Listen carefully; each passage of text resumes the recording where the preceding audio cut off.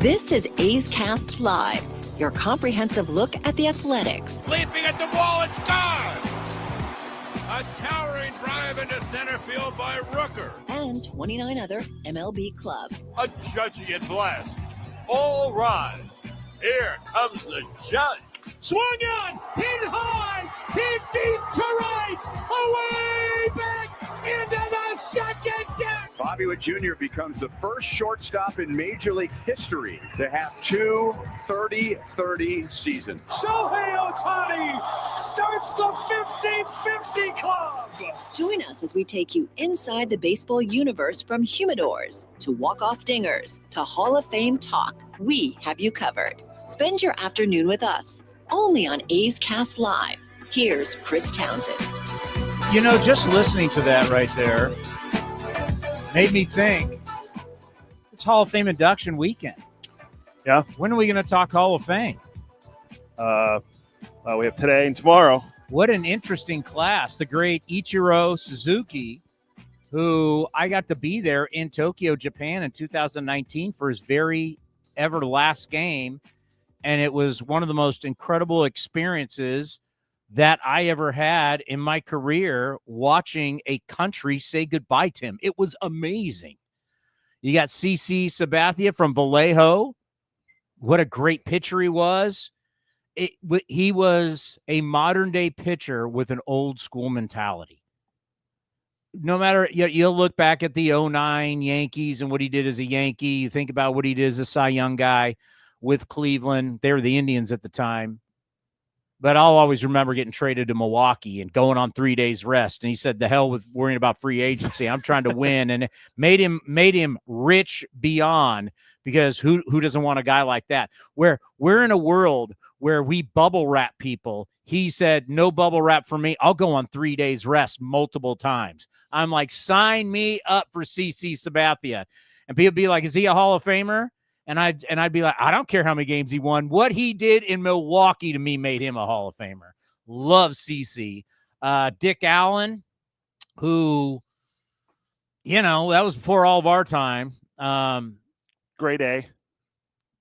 Prickly would be a good way to put it, I guess. Dick Allen was back in the day, but was a great player. And then Dave Parker. Growing up, Dave Parker was the man. I mean, Dave Parker, as a Pittsburgh Pirate, I've told the story about when I was growing up. 1979 was when I started kind of I remember watching sports, and that was the We Are Family Pirates, and then on to the Cincinnati Reds, and then to the A's. I mean, he was larger than life, hit bombs, won batting titles, had a rocket arm in right field. Dave Parker was a great player. You forgot one. Who did I forget? Billy Wagner. Billy Wagner's going into the Hall of Fame. And you know what?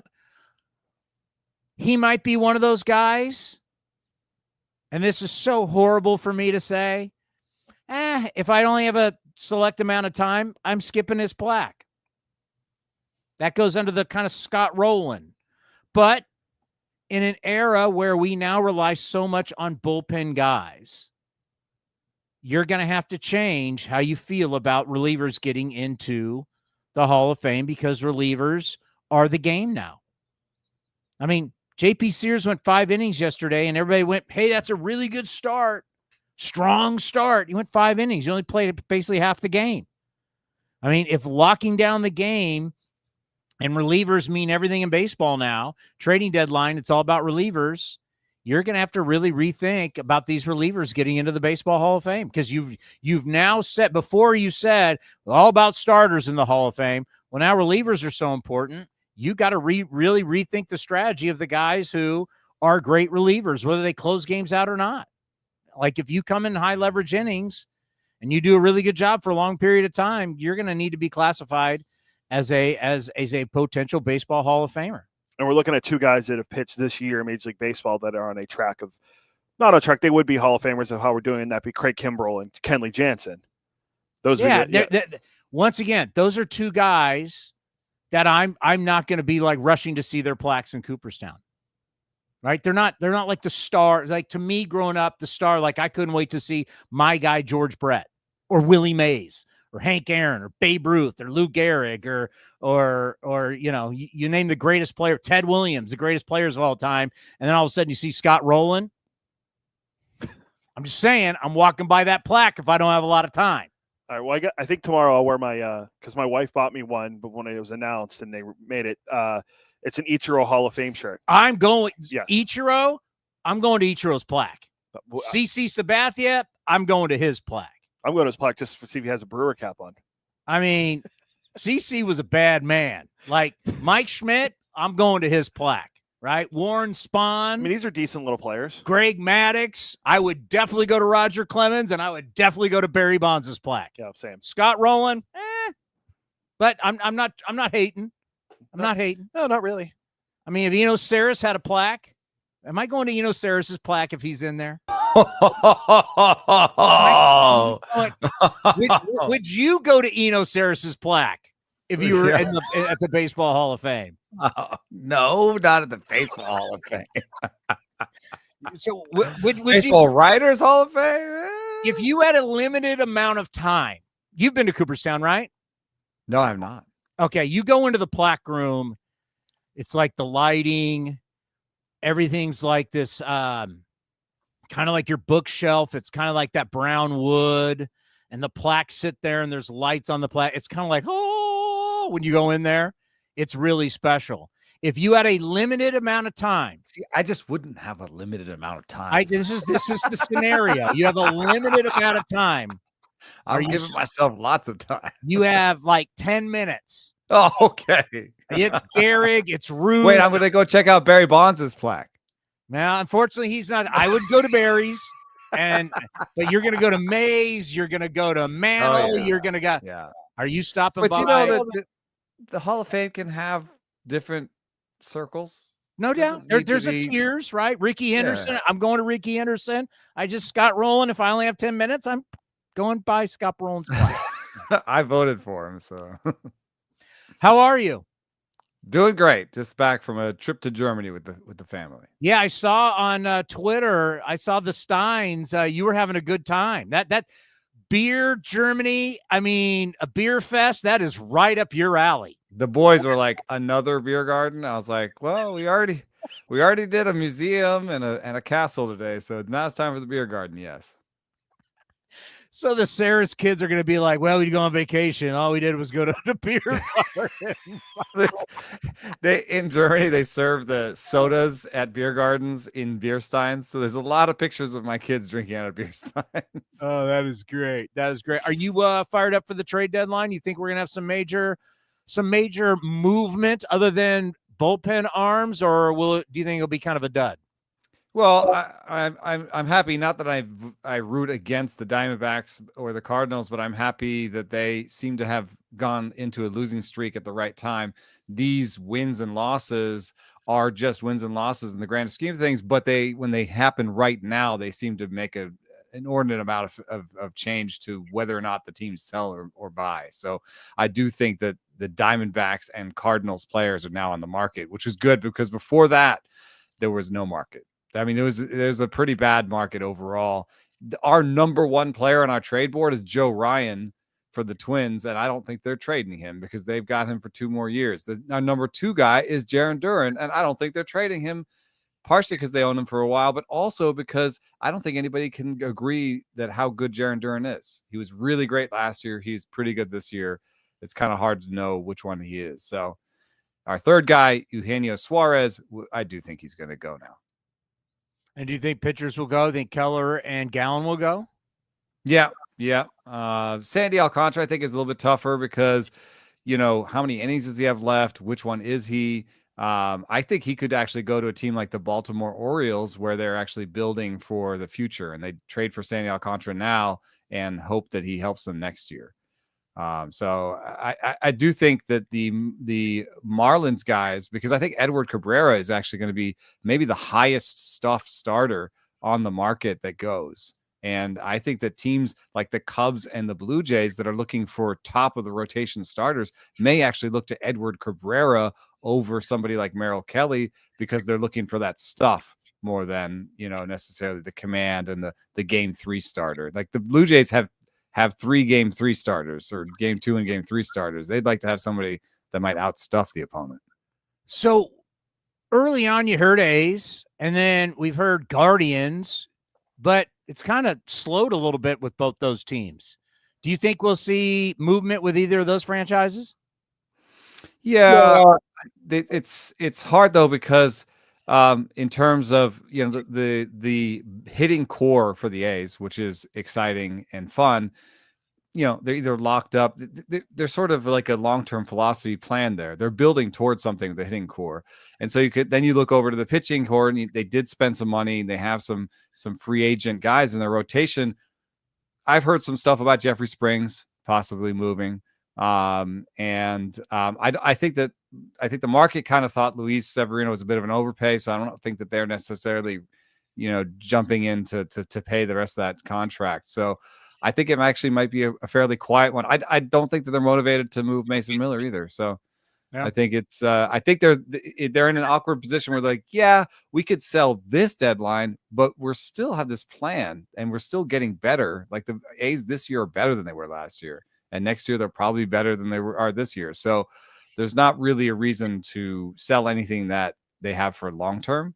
And they don't have that many short-term assets that I think the market really wants. And then you have the Guardians out there. They're talking about Clase, and then maybe Stephen Kwan's even been brought up. Do you see them making any moves? Not Kwan, because they need hitters. They always need hitters. But Clase, I could see it because they've done this before. They've done things like this, and they have Cade Smith, who's a really good reliever that could step in and relieve for them. And they're always looking for hitting. So if they can trade Clase, who's fairly expensive for them, and also, more of a veteran, I think they would do it. I think Clase could be the best reliever trade at deadline. Him and Ryan Helsley are probably the big reliever gets at the deadline. And everybody's looking. Everybody wants relievers. Going back to D-backs, what about Naylor? Yeah, Naylor, I think will go. I think Eugenio Suarez, Naylor. I think they might trade a lot of guys. I mean, because they're in a tough division behind the Dodgers and the Giants and the Padres. They're below 500. They've just been hit with the injury bug with Corbin Burns. So I think Naylor goes. He's one of the better bats that I think actually goes. If you remove the guys that I think won't go, it's sort of Suarez, Ryan O'Hearn, Josh Naylor. Those are the best bats I think will go. And the reliever side, I forgot I should add David Bednar. I think he'll go. The Pirates, are in a weird spot because they've been rebuilding forever. It's not going even as well as the A's rebuild. It's like it's been longer and harder and rougher and produced less. They can pitch and they can't hit. It is they really cannot hit. Their pitching actually is really good. Culture is something a lot of people are talking about right now.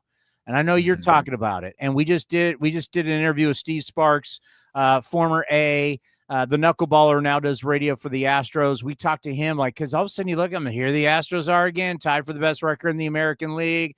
They lead the AL West. They always have a plan. They have a dollar amount for a player, and if you want to exceed that dollar amount, they shake your hand and say, thanks for everything. We're going to replace you. They have a way they go about it. They have a culture. You've written about the Milwaukee Brewers now. We're having fun with that, where they're the average Joes. We're going back to the great movie Dodgeball. If you can dodge a wrench, you can dodge a ball, and they're embracing that average Joe. Something that, in analytics and data, we don't have anything for culture, but culture's kind of chic right now in our game. What do you make of it? Yeah, I think so the players can come and go, and I think culture is coaches.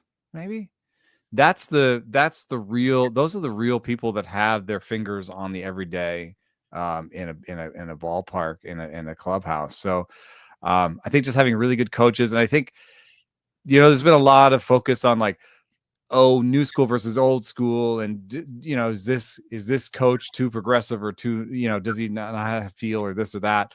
I think the best coaches have good information and good feel, and that's what I see out of Chris Hook in Milwaukee. I've talked a lot to Pat Murphy. I mean, the dude is as old school as they come. Like, he used to be a boxer, has a boxer's nose, has all these. He's like those one of those guys that just has stories, just stories. Oh, I used to box with that guy, and oh, that guy broke my nose. He regrets how hard at Notre Dame and Arizona State on those kids. He regrets. Oh, he had a whole nother way he was. He used to be.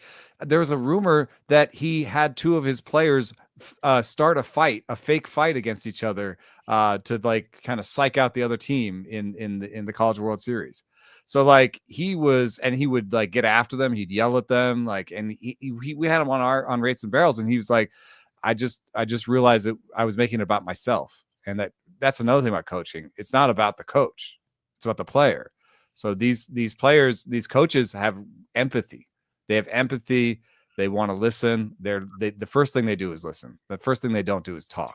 So, that's a hard thing to do. And, you have these coaches that have these long-term, sets of knowledge and are progressive enough to that's a kind of an interesting fit to have him be the coach of the very progressive. They could have gone out and gotten a young guy, like a guy like a Stephen Vogt, who just was in the clubhouse, and they're like, hey, he's going to be stats oriented. He's going to know the game. He's going to be closer to the player's age. But no, they got Pat Murphy, just like reliable, solid dude. And that's the other thing that he has. I think that's really important, is growth mindset. It's just the ability to listen, and he said when he talks to his analytics guys, he listens to them and they listen to him. He tells them, what about this? What about this? And they say, what about this? So, and that's the other thing about culture is a kind of a seamless organization between your coaching staff and your front office, where both of them are listening to each other. Those are the things I hear when I hear culture. Yeah, I think about growth. And when we talk about whether it's a young manager, an old manager, no matter what the players are like, I was reading this book over Hawaii. It's an award-winning book, and it's about how to get the best potential out of people. And, we can debate how much a manager on the day-to-day, a lot scripted out, what they want to do with their game plans, with the front office and everything. But, and I think of where Bob Melvin was so good at this, is to be able to be like a teacher. And what do we know as a good teacher? A good teacher challenges you. A good teacher knows when to put their arm around you when you need some love, and a good teacher knows when to kick you in the ass when you need it, right? They're a people person, as you just mentioned. Pat Murphy now knows how to listen first and then give his opinion. It's not about him. It's like Pat Murphy's learned how to be a good teacher. We always knew Stephen Vogt had that in him, right? That his wife was a coach. He had that. He kind of had that. He gets people. So it's like interesting. We're looking at these guys who are managers are really like the good teachers we had in our life, right? You remember your good teachers got the most out of you. Yeah. Yeah. And I think, a lot of times it's a conversation. It's more of a conversation than like a lecture. I mean, people think of teacher, they might think of lecture, but I think of the teachers that really touched me personally was mostly about, they thought of me as a human being. It's like, I wondered what my goals were, where I wanted to go with this, why I was learning this, what motivated me to learn this. So, yeah, I think of the greatest teachers as good listeners, too. How good will it be for baseball to have a non-Dodger type, big spender, Mets, Yankees, maybe someone like the Brewers, knowing what we have coming up with? We're hearing labor, not strife. We're hearing labor war. What would that mean for baseball? I know it's months away, but to have someone like the Brewers maybe win the Fall Classic and win the World Series.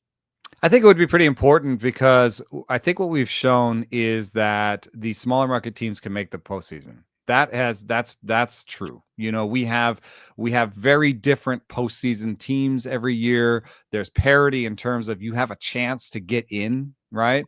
But what we've seen recently is a little bit more of the more expensive teams go further. They have more depth, they have more slugging, whatever it is, they go further. Last year was very much a meeting of the two most expensive teams in baseball. So I do think a reminder that, that there are other ways to get to the end of October, as well as just getting into October. That would be good. And I have a ear for people that say, I live in a small market and I feel like my team just doesn't have the resources to bang with people. I understand that feeling. But there's these walls that are up that I'm not sure that'll ever be climbed, because if you want a salary floor, and I get it, I think the Pittsburgh Pirates should be spending at least $100 million on their payroll. I get it. That makes sense. I don't love it. They don't. But if you're not going to get that without a ceiling, without a cap, and if you want a cap, then and you say, well, that works really well in other sports.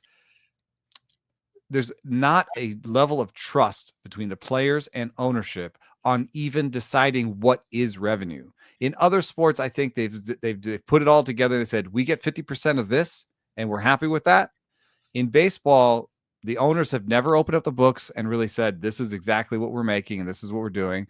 And they've always had these side projects that make a lot of money that they say the players have no part of. Like they had MLBAM, made a lot of money off of it, billions of dollars off the sale of that, and claimed that the players had no part, no reason to have any of that money. So there's a real enmity between the players and ownership that's at the core of all of these arguments. And I'm not sure it's solved in any one easy way. No, it's going to be hard. It's definitely going to be hard. And if a smaller market team can bring home the crown, it keeps the people from saying, only the top spenders win, right? I mean, it could change. And maybe Milwaukee is, I look at the Astros, and I'm going to say this later on when we get on NBC also, is I'm going to say, you know what? When the A's get to Vegas and they have more money, I don't want them to turn into this, let's just spend all this money and get these guaranteed long-term contracts and let's get old. Let's get a bunch of guys who will end up being old and overpriced. I love the way the Astros do business. What do you think of, because Jim Crane said it after the last World Series, as the confetti was coming down. You want to talk about cold-hearted. The confetti was coming down. He was on the field and he said, we have a plan in place to replace anyone within 5 years. The confetti was coming up. They haven't even popped the champagne yet. And he says, I can replace any of your asses in 5 years. I know that's cold-hearted, but man, that is smart business. I mean, it's the what you can also look down in San Diego. What happens if you spend really hard, you can get yourself in a corner just really quickly. Yeah. And right now they don't, what can they do at the deadline? That's limited by the fact that they signed Xander Bogaerts to that big deal. There are a couple really big deals on that roster. Like right now, they're at $220 million for their payroll next year, and that's after Dylan Cease and Luis Arias leave. Oh. And 240 is the first apron. So it's like, you have $20 million to replace your number one starting pitcher and your first baseman. Good luck. And remember how everybody applauded AJ Preller? Oh, they're going for it. Yeah. And unfortunately, Peter Seidler's no longer with us, the primary owner who passed Somewhere away. In between the two, there's the right approach. Yeah. I get it. I think the Astros was a little bit cold, but what they also do is they spend up to that moment. They spend to 220 million. They don't not spend. I like that. They spend. But they saw the Tucker thing coming and said, we're not going to be able to afford that, or we don't want to afford that. And they got some good pieces out of Kyle Tucker that are helping them right now. I mean, Cam Smith looks like he could be a pretty special player. And in the meantime, he's at least a league average everyday player. All right, so now that I'm crushing all these Bonvoy points, staying in Sacramento, I just was at the Westin on the Big Island, which is a part of Marriott. I've been looking at Westins. I'm going to take my wife on a European trip. We saw the Westin in Berlin, and I was like, pretty schwank. Berlin looked like a lot. How is Germany? How much fun did you guys have? Oh, it was great. I have family in Hamburg. Hamburg is more sort of, it's a pretty big city. It's about as big as Houston, but it's a little bit more pastoral. Berlin is the grittier city. It's more like New York. There's a lot of graffiti, a lot of really interesting food and things going on. Very active, very artsy. And then we finished in Munich, which I don't know, it's maybe the LA-ish. It's very more put together. People, it's like richer, nicer, cleaner. So each has their own sort of, thing going for them. But one thing that you'll notice if you go to Europe that really stood out for me is there's so many people in the streets, like people like on the streets interacting with each other, like in public spaces. There was just really everybody was out. And I don't know if it's car culture or what it is, but I feel like public spaces in America are not as crowded anymore. Like I think people sort of get in their car and go to a place and then get in the car and go home. Wait, they're not like you on the freeway constantly? No. Yeah, there's half of those cities they don't have cars, it's like there was just, I don't know, and maybe it was just because summer in Germany, right? Like they had those winters, and so now it's summer and they're all out there. But I don't know, there was, everywhere we went, everyone was out, everyone was outside. Well, you it's like getting back to your roots for you going home. Yeah, I drank a lot of beer. I did, and I ate a lot of sausage. Did you miss baseball? I did. I was like, and it was really weird, like being like, oh, what happened in the All-Star game? They had a swing off. Oh, yeah, that might have been okay to watch. I was in Hawaii, and all of a sudden, like, I didn't have my phone on me, and we were down the water, and the next thing you come up, and you had like 8 million texts. Did you see what Rooker? He got screwed the home run derby, and then the next time, did you see the? And I'm like, no, I didn't see it. I taped it, but I didn't see it. Yeah, I mean, it's fun, and normally I would watch it, but I didn't miss too much. I planned to be gone over the All-Star break. Yeah, I'm sure the wife was like, enough of baseball. Can we have some family time? That's right, and the kids are drinking beer. My kind of family time. They're gonna learn. Hey, anything that you're working on you want to promote? Anybody coming up on the podcast soon? I don't know. We're just doing our thing. I think we're gonna have a big trade deadline show around the actual deadline over at Rates and Barrels, and we'll have a good time with that. But I'm ready to react. I hope some good stuff happens. I hope something out of left field. I hope something fun happens. It's like when big names don't get traded, because this is kind of like, the All-Star game needs to get good ratings. The training deadline's got to have buzz. They now have the draft going. Like, this is baseball's time where it's by itself, because we're going to blink. Training camps open up. It's just going to be football. If there's no buzz, that's not good heading into. Yeah, let's hope for something better than just like Merrill Kelly and Ryan O'Hearn changing hands. I think, not to disparage them. They're good players, but I would agree. Something nice, something bigger than that. No doubt. All right, buddy. We'll be reading you. Appreciate it. And we'll be I listened to it. I should know. Rates and Barrels. But right. It is the Lance Brodowski one that you had. I listened to the whole thing. It was phenomenal. Like, people, if you want to learn, just like really learn. And it's and Jed's been great. Jed's been great for us. If you want to listen to something with a little bit of an A's connection, Tuesday we talked with Jed about hitters that reach a lot, like Ceddanne Rafaela and PCA, Pete Crow Armstrong. Yeah, and I thought it was a really good episode, just because those are the types of players I don't usually like. I think I see the future, and I'm like, oh, that's going to turn into Luis Robert. That's going to turn into Javi Baez. Like, I don't like that you chase everything. But when they're young, they're super exciting. They can be really great, like young Javi Baez. Do you see that with like Jacob Wilson? Yeah, but he's like kind of a slightly different player because he has such a good contact tool. He's a little bit more like an Arias, where like, he chases. Chase ages badly. But if you start at such a great place, you can actually fall a little bit off of that and still be good. Does anything age well? Plate discipline. Walks. Yeah, the most boring thing in baseball. Yeah, because reality is we don't get better as we age, and you and I both know that. That's right. Keep doing a great job, my friend. So what do we get better at in baseball as we get older? Going to Germany, not doing something. Going to Germany and drinking beer. No. Walks. Not doing something. Yeah, the fun part. Swinging. Walks. All right, buddy. Be well. Coming up next, we're heading to Houston, right? Old Man River Cat. That's right. One of the great Sacramento River Cats, now doing play-by-play for the Houston Astros. Our buddy Steve Sparks joins us next right here. We're going to talk about culture. How the hell do these guys keep doing it? How do they keep doing it? How are the Astros? Everybody's gone. There's no Verlander. There's no Cole. There's no Tucker. There's no Bregman. Hell, they haven't even had Yordan Alvarez forever. How do they keep on winning? You're going to find out next right here on A's Cast Live.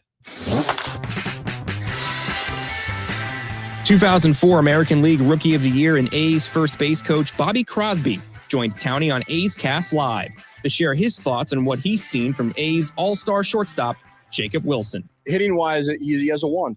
I mean, if you throw him away, he's going to hit it away. You throw him in, he's going to hit it in. He can see where the defense is at, and he has such good hand-eye and barrel skills that he's going to find a way to put it where they're not. It's not a luck thing when he hits it and they're not standing there. He knows what he's doing with the bat. So to watch him hit every day and hear him talk at first, I saw that hole open, that's why I hit it there. After he hits a home run, yeah, I mean, I knew he was going to hang this. So he has an idea, and he's a smart hitter. Defensively, he has all the actions. We've really talked to him about his first step. That's going to be big for him. He's not the fastest guy in the world. I mean, it's no secret. So he has to be really good at his first step. And being a big shortstop like I was, you have to read swings. You have to know the hitter. You have to be able to see, okay, this guy's lunging out this way. I got to start moving that way as soon as he does that. Those are little things that are going to make him better and better as time goes on as a shortstop. And he's not there yet, but he's getting there. I mean, from when he came up last year to where he's at now as far as his first step and his reactions and the mind of a shortstop, which is everything, he's gotten a lot better. So he's only going to keep getting better at shortstop. You can watch the full interview at youtube.com/athletics or listen at athletics.com/AceCast. Here's the pitch, and it's a hit. Folsom Lake Ford has stepped up again, winning the Triple Crown Award, Ford Motor Company's highest honor. Now 7 years in a row, Folsom Lake Ford is a top sales leader in the U.S., along with being top in customer satisfaction in sales, service, and finance. Now that's a home run. Don't miss the huge savings on your favorite models at your truck headquarters, Folsom Lake Ford, in the Folsom Auto Mall. A's all-star Jacob Wilson sat down with Townie on A's Cast Live to reflect on his development within the organization and growing alongside the team's young core. We talk about it all the time, like just guys who got drafted into this organization. This is kind of the only team that they know. We all get to be here playing for the same team that drafted us in the big leagues, and we're all young, so we all get to hang out. We either played against each other, in college or even growing up throughout high school, and it's pretty special to see the young talent that came up to the big leagues, with us and, succeeded. It's pretty awesome to just, see that, the future of this, club's in good hands with all the young guys that we have here. And we're excited to be a part of it. And we're excited to grow as a, team together and just go out there every day, enjoy it and play for each other and, hopefully play this game, with each other for a long time. You can watch the full interview at youtube.com/athletics or listen at athletics.com/AceCast. A's Cast Live continues from NBC Sports. Here's Chris Townsend. There were rumblings out there on social media that the great Hulk Hogan was not doing well, and it came out today that he passed away at the age of 71. Professional wrestling was a niche thing years ago, right? It was like a Madison Square Garden deal. And when I was a kid, the Rocky series obviously was a huge series. The original Rocky won the best Oscar, won the award for the movie for the best film, won the Oscar, the Academy Award. And so Rocky 2 is a great movie. Now Rocky wins. And then Rocky 3 comes out. And this is Mr. T, who was a TV star from the A-Team, the television show. Rocky now is more, he's now rich. He's got the mansion. He's more sophisticated. So Rocky's changing. And he does this event with a wrestler. So it's the number one wrestler against another one boxer. It's just this little exhibition. And really, for a lot of us, what year was Rocky 3? 1982. It was the first time, so I'm 10 years old. It was the first time you're like, who is this guy? Do we have it? Yeah. So he's not Hulk Hogan here. He's Thunder Lips. He's the great wrestler taking on the great boxer from the movie Rocky 3. To all my love slaves out there, Thunder Lips is here in the flesh, baby. Oh my God. The ultimate male versus the ultimate meatball. So that was our first look at Hulk Hogan for a lot of us. And he ends up throwing Rocky around, and he picks Rocky up, going for a ride, meatball, and he throws Rocky into the crowd. Then, of course, Rocky comes back in, beats him up a little bit, and then they're taking pictures after. But that was like, who is this dude? Because he looked like a monster. And then all of a sudden, he's Hulk Hogan. And he takes off. The WWF then just became monstrous. And then you'd have WrestleMania 3 from the Pontiac Silverdome, Andre the Giant. It's the most watched, I still believe, one of the most watched pay-per-views of all time. And whether it was like 33 million viewers at the time, it was still the early age. I mean, we're talking about the early ages of cable. And the Pontiac Silverdome. And he lifted Andre up. Now, later on, when I was doing a show at 95.7 The Game, and WrestleMania was in town, they brought in Hulk Hogan, and I did an hour with Hulk Hogan. It was one of the coolest interviews I've ever done in my career. I've been very fortunate to interview a lot of cool people. But because I'm looking over, I mean, that's Hulk Hogan. When I was a kid, Hulk Hogan was fighting for this country. Hulk Hogan was larger than life. Hulk Hogan was one of the biggest athlete stars, money generators. I have fought with Cody for years going, there's no one as big as Hulk Hogan. Nobody. And I think you're seeing today with everybody reaching out today talking about Hulk Hogan, you're now seeing what I'm talking about of how big Hulk Hogan was. He made wrestling. Wrestling like you have Charles Barkley will always tell you the NBA is what it is because of Magic and Bird. There's no question about it. Mm-hmm. Like the NBA used to be on tape. The NBA finals were on tape delay after the news. Magic and Bird made it prime time. The league grew from there, Jordan, and the league grew. But it was Magic and Bird. Well, for wrestling, Magic and Bird is no doubt Hulk Hogan. Yeah, I mean, everything he did in the 80s, when he first came into WWF, before we switched over to WWE in the early 2000s, you know, everything with Andre, then the Mega Powers with him and Macho Man, you know, the Ultimate Warrior, that's just the WWF stuff that he did. And then when he transitioned over to WCW, he became the third man with the Outsiders. At the time, Diesel and we remember Razor Ramon, but they were Scott Hall and Kevin Nash, and he was the third man. I thought he was Cuban. Hey, yo. Real hitman. And then they end up forming the NWO, which becomes a huge stable. Then you have WCW versus WWF in the Monday Night Wars, which took over, you know, for years between Ted Turner and Vince McMahon. And then that kind of led into the whole birth of the Attitude Era with wrestling with Stone Cold and The Rock. But Hogan was always there. Then he came back in the early 2000s when the NWO came back, and he had a match at WrestleMania against The Rock in Toronto at the Skydome, going in as the heel, the bad guy, because he turned heel at Bash at the Beach with the Outsiders, and that was a huge thing when that happened. And he faces The Rock, and the crowd turned on The Rock. It was a double turn. They turned on The Rock, and everyone was cheering for Hogan. And it was cool to see. There was old man Hogan with it was Hollywood Hogan, so he had the white goatee, like Old Man Justice. Yeah, and Old Man Verlander. It was cool to see, and then Hogan still around here and there, but to hear he passed at the age of 71, I mean, I knew that he was 71, but a lot of people would go, he was only 71. He was an icon. I mean, he there's no doubt about it. I mean, there was a time where he was one of the most recognizable faces on the planet. He was one of the biggest sports stars, and it was in wrestling. And plus, he's from he was always at what's the beach in Ventura? The real popular, the Muscle Beach. There's a name for it. Oh, down south? Yeah, and Manhattan Beach. Yeah, but there's like the whole lifting thing where all the guys hang out. I can't remember what the name of it is. Venice Beach. Venice Beach. You know, he was always there when he was younger. And you see him, he's a larger than life human. He's close to 7 feet tall.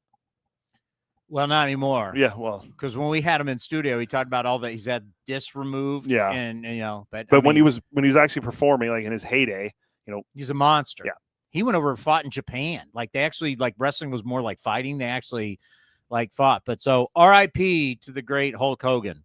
Plus, he had the popular song "I'm a Real American." Oh, I mean, I was like when I was a little kid, how'd you not love after Rocky 3? Everybody loved Hulk Hogan. He was a big deal. Did you listen to the post-game show last night? Some of it. So it got me thinking. So I don't know how I got off on what I did last night, but it made me think, because you're a part of it, is, like what all these guys are going through. And we start talking about culture. And you hear Shooty Babbitt talk about it every night. It's hard, man. It's hard. It's a horrible Shooty Babbitt impression, but yeah, it's hard, man. Soul Brother? Like, this is hard. Like, what we do is hard. Like, every day. Like, every day is hard. Like, every night, they threw a lot of extra stuff on us this year, right? You have a team moving. Here's more shows. No one gave us a handbook on what to do and how to do it. Hey, this is how you live out of a hotel in Sacramento and work in San Francisco. Hey, you got all these TV shows and all this stuff that you have to make sure look decent. It's hard. And I talked about it last night. Like, I think about this stuff every single day. I think about before I go to bed. I'm texting these guys at 2:00 in the morning. I'm getting up. I mean, there's pressure. It's hard. And we're not hitting a baseball. We're not throwing a baseball. Being successful and being good is hard. There's a lot of hard work and there's a lot of pressure. That's why it's key to have a good culture. And it's just not all about money. Money helps, but let me tell you something. There will be a time when the cable money's gone. This at some point, I don't know when, will get to be more like the football in the NBA. The Dallas Cowboys make more money than anybody, but they can't flex that muscle with players. So this Dodgers flexing muscle and deferring all the money at some point will go away. We will all be in an NFL-like situation at some point. Culture matters. What you're building, and the Astros have proven that. The Brewers are proving that. And when you don't have a good culture, that shows really quick also. I mean, it was 2 years ago? Remember when we had Melvin on and he was the manager of the Padres?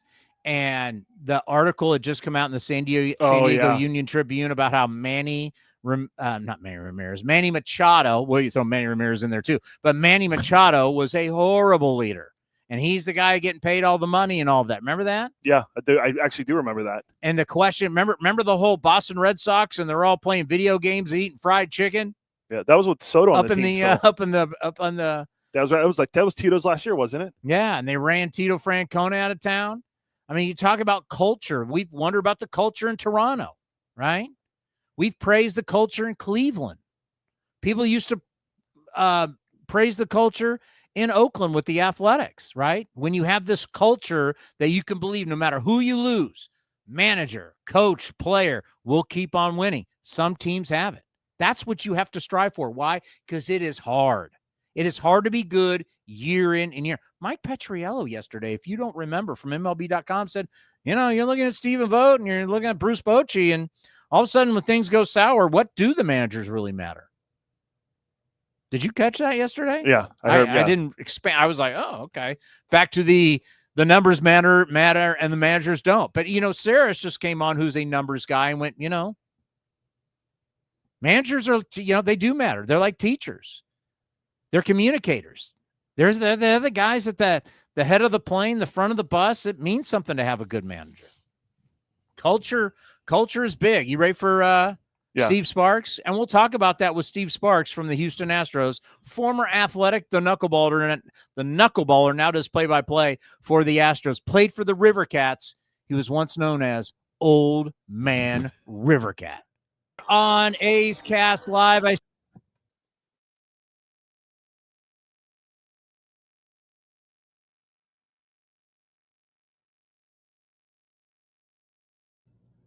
I don't know what happened there. Give me a second. All right, here we go. I'm always complaining about our technology, how we need to up our game. I keep being told that we're fine. All right, let's try it. That's a video. Let me try this one. Let's see. Right. Well, now joining us here on A's Cast Live, I said, Cody, if we're going to go and take on the Houston Astros, I want to have one of the great River Cats in the history of the Sacramento River Cats. They called him Old Man River Cat back in the day. Steve Sparks is with us. We talked about this last time we saw you in Sacramento. You actually found it. This is one of the great pictures of all time? It's Matt Kawahara, one of our beat writers who used to be with the A's. And he's from Sacramento. He's the one that actually found it. He got into the archives, got somebody to help him, and they found it. So there it is, Old Man River Cat, where they thought I was 40, but I was really 41. So joke was on them. Do you remember? Did you read the paper? Do you remember when it came out? I do. The only thing I remember about it is that my kids got a kick out of it. They were probably around 12, 9, and 6. So I was known as Old Man River Cat around our house for a while. Oh, that is great. I'm so glad we found that and brought that. That's funny. Memories. And, the cool thing is that you were able to play long enough. So many guys don't have this. So you were able to play long enough that your kids remember you as a player. Yeah, that's, one of my favorite memories is my son in the clubhouse, even in Sacramento, just for those 3 months, being able to bring him there and a lot of the guys on the team. Remember John Baker? He was so cool to my son, and we throw in batting practice and learn new cuss words. It was a great summer for him. All right, I was in traffic today getting into San Francisco, so I sat in traffic on my phone and I was looking at numbers. And it's hard to believe, here we are, the Houston Astros, they're just not in first place in the West. They're tied for the best record in the American League. And you just sit here and you go, how are they doing it again? You got a bunch of guys hurt.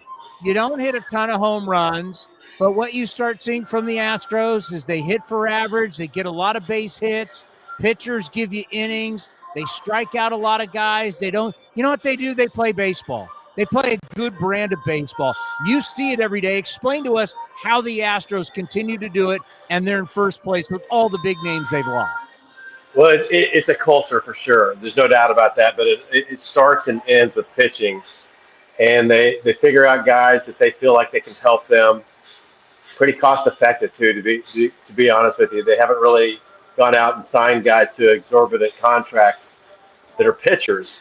Outside of Josh Hader, they want to lock down that 9th inning. But I think more than anything, they come up with a really good game plan, and they find guys like Jason Alexander, who's pitching for him today, and Brandon Walter, who pitched for him yesterday, 7 innings and 1-run ball. Guys that are a little bit different in something that they're not utilizing as much as they think that they can to be better pitchers. So they're really good at that. They can identify ways for a lot of pitchers to get better. And they've got a whole lot of no-namers out in the bullpen, and it's one of the best bullpens in the American League. So they can pitch. As far as the other stuff goes, and I think we touched on this, Townie, last time we spoke. I had a guy that's on the Astros team who's been with a few teams. He said he's never seen somebody as welcoming as one of the Astros players when somebody gets into the clubhouse, and he'll sit with them for 20 or 30 minutes in their locker and get to know them and kind of tell them a little bit about what they do there, and not to give them rules or anything like that. He tries to get to know them on a real personal basis, and it's Altuve. So he's never seen that before. He said, after a couple of months during the season, once he saw Altuve do that over and over, starting to see Jeremy Pena do that too now. So he's been hurt for the last month or so, but they're building a culture of guys that are developing pretty good relationships. That word culture, you were in a lot of clubhouses as a player. You've now done it for years as a broadcaster. When we go to Baseball Reference or we go to Fangraphs or now Baseball Savant, there's no analytic, there's no data that talks about culture. A lot of people in our business who want to live just in numbers, they don't believe in culture as much. We're now looking at what the Milwaukee Brewers have done for years, despite all their challenges and all the changes there. You talk about with Houston. You've been in this game a long time. How do we explain culture? But it does work. Well, it starts with winning, but I think too that some guys set that culture years ago, maybe 7 or 8 years ago. It's just like, I put your nose to the grindstone, and you're going to prepare the right way, and you're going to be held accountable as far as your preparation goes. And they do the same thing over and over and over, and they'll give you latitude, and they don't feel like they're putting handcuffs on guys. And they always want to make sure. What's funny is I ask a lot of guys, Townie, when they come over to the team, pitchers. So what's it like when you have that first pitchers meeting? Because the Astros are kind of famous for turning around guys' careers, basically. Yeah. There's a lot of guys that they've been able to help tremendously. So what's it like in that first meeting? And most of them will tell me that it's nothing earth-shattering. But when they really look at things, they're the ones that came up with what they needed to do a little bit more. The Astros will try to get you to buy in before they even suggest what they want you to do. So it's pretty good psychology, to be honest with you. If you can get a guy to kind of come up with a formula to get better, say Jason Alexander today, say, hey, we want you to lean into your changeup, throw your changeup more. Have Alexander say that. Say, hey, I haven't been throwing my changeup enough. Good, we see the same thing. So why don't you start throwing that a little bit more? When Caratini or Yainer Diaz give them the sign to throw the changeup, there's no pushback. Now, with Alexander, he was just here for a hot minute. Now that he's been there for a while with you guys, do you bust out any of the Seinfeld stuff with him? He hasn't been here long enough, County, for us to really kind of to get to know him. Like he comes in, he's made a couple of spot starts, and he's out the next day. And you go to the clubhouse, and his locker's already empty. So, hopefully for his sake that he comes up here and he gets to stay a little bit longer. But the Astros have a lot of guys getting healthy, including Yordan Alvarez, Jeremy Pena, Jake Myers, Spencer Arrighetti, Christian Javier, Luis Garcia, and I'm missing a few. But they have some guys getting healthy, so it's going to be almost like Christmas just after the trade deadline. I think about the Astros way, and it's almost like, when the A's move to Vegas and there's more money available, I don't want them to go crazy, because to me what the Astros have done, you've lived it, but they basically put a price tag on every single player. And if you think you're worth way more than that, they shake your hand, say thanks for everything, and they let you move on, and they'll replace you. So they never get to a point, even though Jim Crane's got more money than anybody, they don't get to a point to where they're overspending for players to where we're in a game where we see teams do that constantly and it doesn't work out. I certainly think the A's are capable of doing that. And the reason I say that is because the Astros couldn't do that if they didn't draft well and have good player development. And I think I've told you this story, but I've talked to Sal Fasano, former catcher, a few years ago in the media dining room. And he said, I was watching a bunch of A-ball pitchers in the Astros organization a few years ago, and all of them were throwing 3-0 breaking balls, 3-1 breaking balls, 2-0 curve balls, whatever it was, and they were out of the game with one out in the fourth inning, high-fiving everybody, and they got rewarded and pushed up the system. He said, I'll be darned if it wasn't Framber Valdez and Christian Javier and Jose Urquidy and Brian Abreu, all these guys that are in the big leagues. They taught them how to pitch at the minor league level, how they had to be successful at the big league level, and that's part of player development.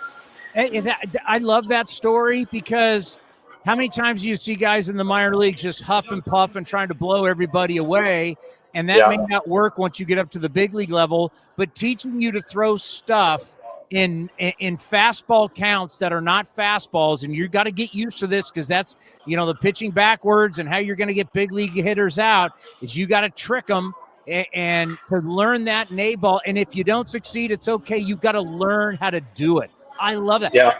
It's challenge. When we challenge human beings and put them in awkward situations, that's how you grow. I think it's really hard too. And when I was coming up through the minor leagues, it was really hard not to get moved up unless you had great results. And the Astros were telling these guys, don't worry about the results, trust the plan. And remember, these guys were guys that they were signing between 19 and 22 years old at an advanced age. So they had to rush that learning curve and teach them really quickly and push them through the system. So they were getting advanced even with poor numbers and high walk totals and things like that. But they knew they were getting them ready for the big leagues. All right, we just saw the Texas Rangers. They're starting to get hot. They're finally, for a month now, they've been scoring runs. The offense is starting to go. Obviously, Seattle can pitch. Do you see this thing coming down to the very end, or with the Astros getting hot, are they going to run away and hide?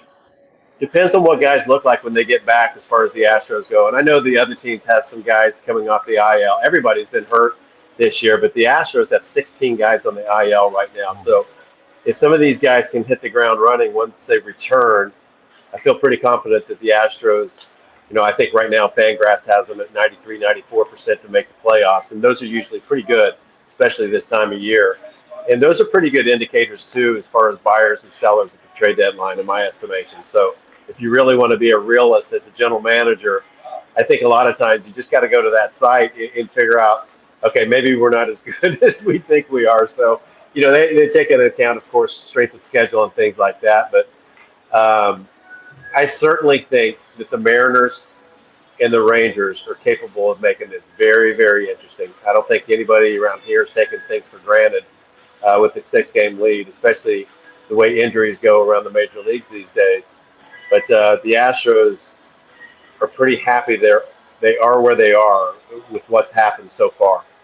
All right, let's end on this. Seam shifted wake, what they're calling it now, seam shifted wake. We're talking about the seams and a lot of people with the kick change and talking about how the seams in the air grabs it and gravity. No one uses seams more than a knuckleballer. What do you when you hear all this talk about manipulating the seams and pitching now? How do you feel about it? Have you talked to anybody about it? Has anybody asked you? What do you know about this whole seam shifted wake? So you shift the seams when you're not able to pronate or supinate. So they can measure these guys and figure out if they can get their thumb to a pronation easier or a supination. And they'll measure these guys after they're drafted and build their arsenal around what they do naturally. So, for instance, for 6 years, because this is when I was a conventional pitcher, I was chasing a 2-seam fastball and trying to get some movement because I wasn't throwing real hard. But I couldn't pronate, and I didn't realize that. But I couldn't get much movement on a 2-seam fastball when I should have been throwing a 4-seamer. I probably could have had pretty good RPMs on a 4-seam fastball because of the way I pronated or supinated. So they're figuring that stuff out really early now and building guys' arsenals around that. So kick change, I think, is beautiful for guys who can't get the ball to drop or fade away from a left-handed batter, per se. If they're right-handed, it's just another way to make the ball go the other way if you can't pronate. So they're figuring this stuff out with these slow-motion cameras. And I would have given anything if I would have known some of this when I was playing, because I think I could have learned some stuff to be a more effective knuckleball pitcher by staying behind the baseball a little bit longer, knowing what my arm was going to do naturally. Well, all I know is I love that swing thought of the Pedro Martinez changeup. Did you do it? I played quarterback. I was a circle change guy. I'm a pronator. Yeah. I mean, this is for me. I love that feeling, and I love drawing the golf ball, and I love that feeling of just whipping it, and I like slinging it around the ballpark, as they say. Yeah, it's fun. Especially if it's natural. You can tell it when it's natural when you're not fighting it. And guys like me who supinate were more set to throw a cut fastball or a slider than they were a 2-seam fastball or a changeup. And that's why you can probably cut the golf ball really well. Yeah, I think, that's my natural stroke as far as golf goes as well. Hey, great stuff. We appreciate it. Have a good call today. Enjoy the series. And next time we'll see you, we'll be back home in Sacramento. Sounds good, Chris. I'll see you at Frank Fats. Frank Fats, Old Man Rivercat, you be well. Thanks, man. The A's YouTube page is your go-to destination for A's video content. Get access to great highlights, exclusive behind-the-scenes content, classic games, A's Cast Live, and more. Visit youtube.com/athletics. This has been a presentation of The Athletics.